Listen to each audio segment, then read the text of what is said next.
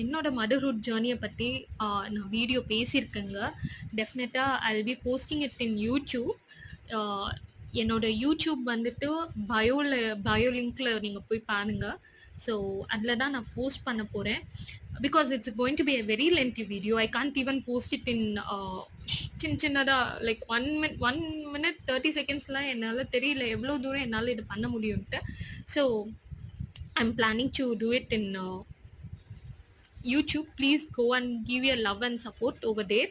And also probably நான் என்ன பண்றேன், ஒரு குட்டி ட்ரைலர் மாதிரி வேணா I'll put it over here in the Instagram. அத பாருங்க.